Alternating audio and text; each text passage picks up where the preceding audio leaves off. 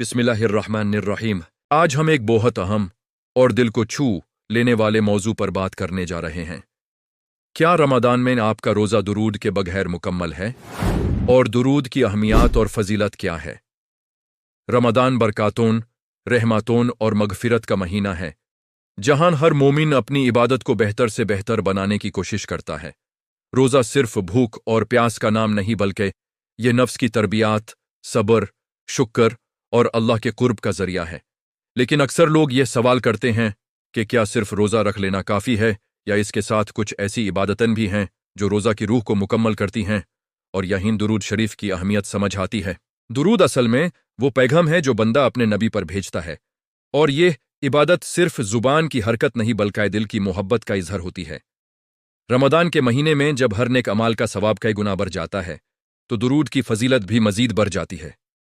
बहुत से उलेमा इस बात पर जोर देते हैं कि रोज़ा सिर्फ ज़ाहिरी इबादत ना रहे, बल्कि उसमें रूहानी लुत्फ भी शामिल हो, और दुरूद इस रूहानियत को मजबूत करता है।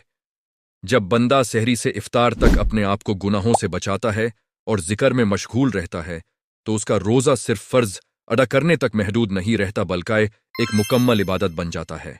अगर हम इस मौजू को आम जिंदगी की मिसाल से समझें, तो रोज़ा एक बुनियादी निज़ाम की तरह है, जबकि दुरूद उस निज़ाम की परफॉर्मेंस को बेहतर बनाने वाला एलिमेंट है। जैसे कोई मशीन बुनियादी तौर पर काम तो करती है, लेकिन अगर उसकी मेंटेनेंस और फिनिशिंग अच्छी हो तो उसकी एफिशिएंसी बढ़ जाती है। इसी तरह दुरूद रोज़ा की रूहानी क्वालिटी को एनहांस करता है। ये एक ऐसी इबादत है जो आसान भी है और हर वक्त की जा सकती है, चाहे बंदा सफ़र में हो, काम पर हो या घर पर। दुरूद की एक खास बात यह है कि इसमें बंदा सिर्फ अपने लिए नहीं, बल्कि अपने नबी के लिए दुआ करता है। और जब बंदा दूसरों के लिए दुआ करता है, तो अल्लाह उस पर रहमतों के दरवाजे खोल देता है।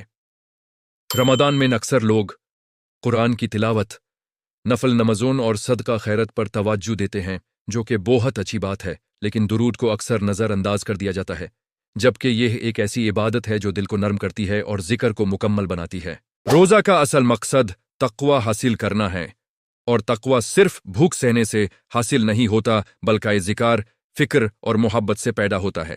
जब बंदा कसरात से दुरूद पढ़ता है, तो उसका दिल गफलत से निकाल कर अल्लाह की तरफ मुतवज्जह होता है। यह रोज़ा को सिर्फ जिस्मानी अमल से निकल कर रूहानी सफ़र बना देता है। इसीलिए बहुत से बुजुर्गों ने कहा है कि रमदान में अपनी जुबान को जिक्र से तर रखो, और दुरूद सबसे अफजल अज़कर में से है।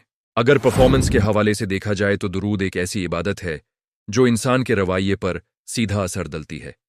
गुस्सा कम होता है, सब्र बढ़ता है, और इंसान दूसरों के साथ नरमी से पेश आता है। रोज़ा भी यही सिखाता है कि इंसान अपने अखलाक को बेहतर बनाए। जब रोज़ा और दुरूद दोनों साथ हो जाएं, तो इंसान के अंदर एक बैलेंस पैदा होता है, जहां ज़ाहिरी इबादत और बतीनी सफाई दोनों हासिल होती हैं। डिज़ाइन के हवाले से अगर इस इबादत को समझा जाए, तो इस्लाम का निज़ाम बहुत बैलेंस्ड है। हर फ़र्ज के साथ कुछ ऐसे अमाल रखे गए हैं जो उस फ़र्ज को खूबसूरती देते हैं। रोज़ा फ़र्ज है, लेकिन दुरूद उसकी जीनत है। यह उस इबादत को एक मुकम्मल शक्ल देता है, जहां बंदा सिर्फ अपनी ज़रूरत के लिए नहीं, बल्कि मोहब्बत और अदब के साथ इबादत करता है।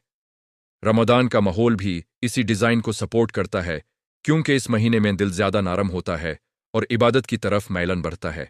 दुरूद की एक और खासियत यह है कि यह मुश्किल वक्त में सुकून देता है। बहुत से लोग रमदान में थकान, कमजोरी या रूटीन की तब्दीली की वजह से परेशानी महसूस करते हैं, लेकिन जब जुबान पर दुरूद होता है, तो दिल को तसल्ली मिलती है। यह एक रूहानी एनर्जी की तरह काम करता है, जो इंसान को दिन भर एक्टिव रखती है। इस वजह से कई लोग अपने रोजमर्रा के कामों के दौरान भी दुरूद को अपनी आदत बना लेते हैं। यूनिक सेलिंग पॉइंट के तौर पर अगर देखा जाए, तो दुरूद की सबसे बड़ी खूबी यह है कि यह हर हाल में आसान है। इसके लिए किसी खास वक्त, जगह या तैयारी की जरूरत नहीं होती। यह हर उम्र के लोगों के लिए बराबर है। बच्चे, जवान और बुजुर्ग सब इससे फायदा उठा सकते हैं। रमदान में जब हर शख्स ज्यादा से ज्यादा सवाब कमाना चाहता है, तो दुरूद एक ऐसा अमाल है जो कम वक्त में ज्यादा रूहानी फायदा देता है। अक्सर लोग ये समझते हैं कि रोज़ा सिर्फ भूख और प्यास का इम्तिहान है, लेकिन असल में यह जुबान और दिल का भी इम्तिहान है।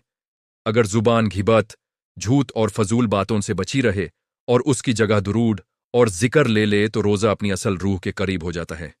اس لیے یہ کہنا زیادہ درست ہے کہ روزہ درود کے بغیر نہ مکمل ہوتا ہے اور نہ ہی بیکار، بلکہ درود اس کی کمال کی طرف رہنمائی کرتا ہے۔ رمضان کا مہینہ انسان کو اپنی عادتوں کو بدلنے کا موقع دیتا ہے۔ اگر کوئی شخص اس مہینے میں درود کو اپنی زندگی کا حصہ بنا لے تو یہ عادت رمضان کے بعد بھی جاری رہ سکتی ہے۔ یہ صرف ایک مہینے کی عبادت نہیں بلکہ پوری زندگی کے لیے روحانی انویسٹمنٹ بن جاتی ہے۔ جب بندہ کثرت سے درود پڑھتا ہے تو اس کا دل محبت سے بھر جاتا ہے اور عبادت بوجھ نہیں لگتی بلکہ سکون کا ذریعہ بن جاتی ہے۔ اس لیے رمضان میں روزہ رکھتے ہوئے یہ کوشش ہونی چاہیے کہ ہم اپنی عبادت کو صرف فرض تک محدود نہ رکھیں بلکہ اس میں وہ تمام اعمال شامل کریں جو اللہ کے قرب کا ذریعہ بنتے ہیں، اور درود ان اعمال میں سے ایک ایسا اعمال ہے جو روزہ کی روح کو مضبوط کرتا ہے، دل کو زندہ رکھتا ہے اور عبادت کو ایک نئی مٹھاس دیتا ہے۔ جب بندہ سحری سے افطار تک اپنی زندگی کے ہر لمحے کو ذکر اور درود سے جوڑ لیتا ہے تو اس کا رمضان صرف گزرتا نہیں بلکہ اس کی زندگی کو بدلنے کا سبب بن جاتا ہے۔